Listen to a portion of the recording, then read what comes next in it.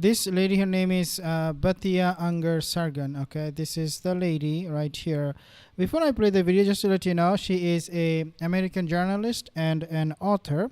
She worked for opinion as an opinion editor for Newsweek and also for Forward. So these are news outlet, looks like to me. Before I play what she will say, take a look at what she's wearing.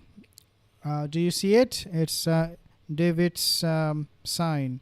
And how dare she? Because this is what they have forced on the Palestinian prisoners that they have released yesterday by the Zionist terrorists.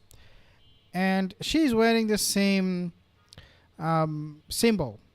David's, what is that? Let me know. David, something like that.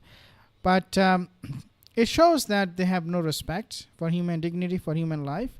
And she doesn't have any problem showing off that kind of symbol, which is now considered to be a symbol of Zionism.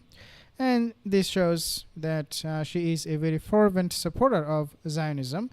But unfortunately, she doesn't have a functioning brain. And very soon you will realize that. So let's play the video. On the one hand, you're saying, Hamas as an ideology will never be defeated. Ergo, there is this sort of widespread support for it. On the other hand, you're asking Israel to live side by side and treat the population of Gaza as innocent. Now, I happen to agree with the latter. I think Hamas I don't understand why everybody keeps saying that they're so popular. The latest polling have shown Hamas support is down to 20%. I've even seen polls at 7% because the people of Gaza, the innocent people of Gaza, understand who brought this upon them.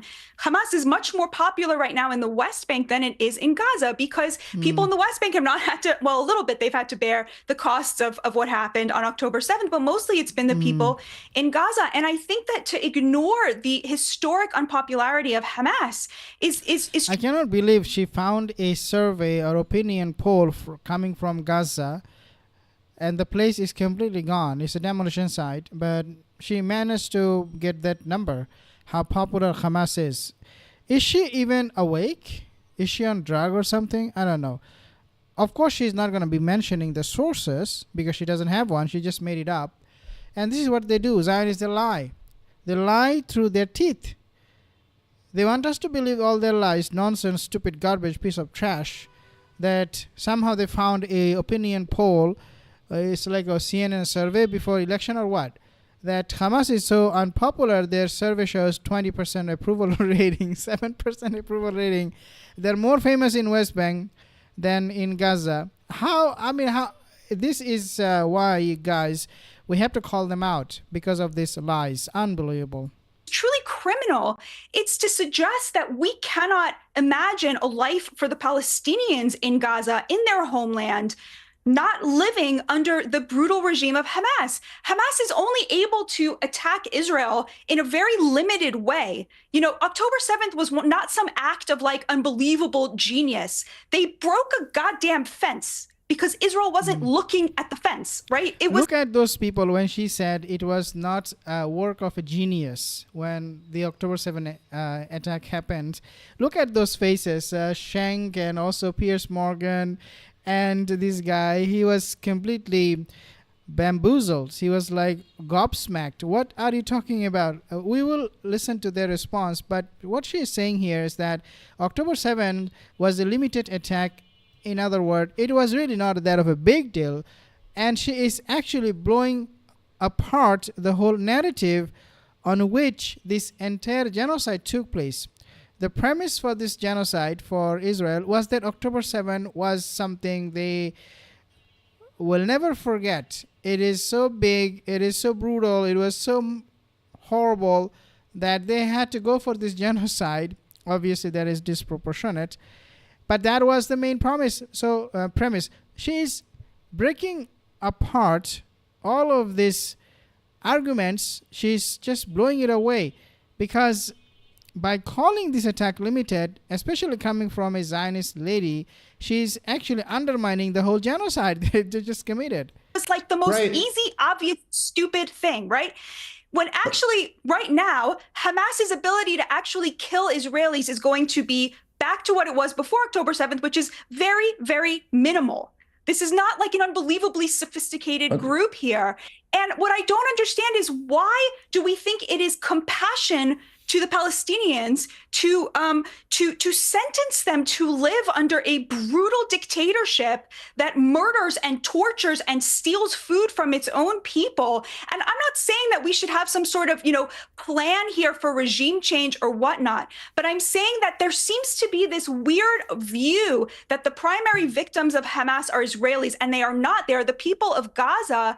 And again, Piers, I don't think the question is one of ethnic cleansing, because Trump, you're right, Dave, he did say they can't go back, but he also then very quickly said they're not going to want to. He is picturing a situation in which young Gazans are given an opportunity to leave and seek a life elsewhere, an option, a choice, which they have not been given ever before. And the question... Unbelievable how she flips the script now. See, all of us, are we dumb? Are we a bunch of goofballs? I don't think so.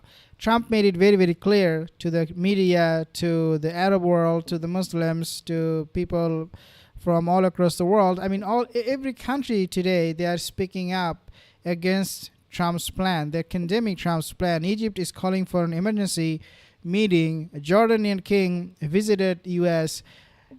His comments about ethnic cleansing is creating so much buzz. It is almost like a political earthquake happening right now all across the world. And this lady is saying, oh, no. Trump was saying, we're not going to do ethnic cleansing. All we are doing is we'll make this place beautiful, and we'll give the people of Gaza such a beautiful life that they will never want to come back. It doesn't really hold. This argument doesn't really hold, because Trump at the same time said he's going to make this place the Riviera of the Middle East, the Gaza, this place Gaza. So if he's going to make it a Riviera, such a beautiful place, why would these people from Gaza who will be displaced would not want to come back? Well, they would not want to come back because Trump would not want them to come back. He's going to force them. But for this lady, Batya, this dimwit, half-brain, half-working brain, or maybe not even working at all, is saying, no. It is going to be, their life is going to be so nice, so beautiful outside of Gaza that they would not want to come back to this beautiful Riviera.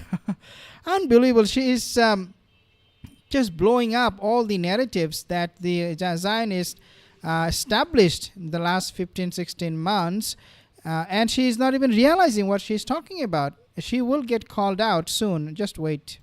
Is, should they be given that choice, or should they be subsidized by the international community to continue living under the brutal regime of terrorist dictators? All right, but hang on. Look, there's a lot to unpack there, but the immediate problem is none of the Arab states want to do this. So this plan is not going to go anywhere, because none of them are prepared to take in 2 million Palestinian refugees, least of all Jordan. People always say that when Trump starts a negotiation. No one's going to do this. Look at what he achieved, Piers, over the last 3 weeks with tariffs. He got everything he wanted every single time. Oh, my goodness. She's comparing Gaza displacement, ethnic cleansing, and forcing Egypt and Jordan, taking those displaced people from Gaza to tariff with Mexico and Canada.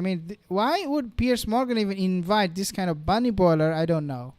But hang on, can I respond? There's a very big difference between tariffs and 2 million refugees. Yeah. Dave. Listen, the idea to even make the comparison of Mexico or Canada sending 10,000 troops to their border, then compare that to Jordan or Egypt taking in 1 million refugees each is just, they view this as an existential threat to their regime, and there's lots of historical reasons for that. But there's just no comparison between getting that concession and getting this one. But I think, Batya, I think you're misunderstanding what I'm saying. I'm not saying Hamas could never be defeated. I'm not saying that the Palestinians are sentenced to live under Hamas forever. I don't think it's our job to determine who their government is. If we wanted to use that justification, we could justify having regime change in the majority of governments around the world. The point is that I'm saying Hamas cannot be defeated like this, or at least a similar ideology. You'll either have Hamas or a Hamas-like group, as I've said on the show before. This is General McChrystal powerful, not a libertarian dove like me. It was he's the one who coined the term insurgent math. What's 10 minus 2? 20. The more you keep doing this, every time you kill a little girl, they had a father and a brother and an uncle, and you just get more people. So Hamas might be less powerful or less popular, because they have been unable to protect their people. But they'll be just be looking for the next most gangster protector that they can provide. Hold on, now let me just. Dave. Okay. No. Polling has shown that support for the two-state solution in Gaza has grown since October 7th by leaps and bounds. Like the exact opposite of that prediction has happened. No, it's not. Sorry, not at all. That's not. I mean, wow. She is, again, the whole argument is falling apart of the Zionists, where they said, we will never want to have a two-state solution. This is what was also parroted by Trump, by Netanyahu all along, by the Bezalel, Smotrich, the extremist ministers. There is no two-state solution. But she is saying, oh no, popularity for two-state solution has grown. I mean, are you crazy? When you visit next time Israel, you will be arrested and thrown in the dungeon with the Palestinians. Lady, or should I call her Bunny Boiler? What I'm saying. Now let me say to your other point, and I don't even think you realize you did this, but you just gave the whole game away. Like you just totally gave away any justification Israel has for this. When you say October 7th wasn't some genius thing, we just weren't looking at the wall. We could just look at the wall. I think, Piers, a lot of times as I've watched so many debates on your show about this over the last year, people argue the number of people who are dead. People argue the civilian to combatant ratio. All of this is irrelevant, okay? When you look at the unimaginable amount of profound human suffering that Israel has inflicted on Gaza over the last year plus, the only relevant question is, do you absolutely have to do this? Is there any alternative? Well, also, I would say, if that's not the case, if you're saying we could just keep our eye on that wall, then you have absolutely no excuse to do this. But I would say, I'm sorry. When somebody does what Batya, Hamas did, you have to destroy them. Batya, that's hang on one obvious. second. Well, you have not been able to destroy Hamas.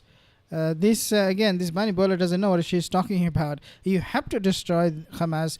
What they did on October 7th, you have to destroy them for that. Well, you could not destroy them. So, again, nothing is panning out for her. She's absolute... a complete slime. I don't know what else to say, but anybody could have done a better job with Piers Morgan in the show debating on this issue. I mean, little babies can do better job than her, but nevertheless, this is the qualification to go to Piers Morgan show, which is you just have to lie. You're a Zionist, you lie, and that is enough. Come on in, join their party. And let's trash Hamas, let's trash the people of Gaza, and let's celebrate Israel's genocide. That's the only qualification you really need to go to Piers Morgan's show. And that is being able to lie when you are siding with the wrong people in the history. And in this case, it's the Zionist. Unbelievable. Guys, let me know in the comment section below what you think about this super genius, super talented, super brilliant Bunny Boiler. I will see you in the next video. Have a wonderful day.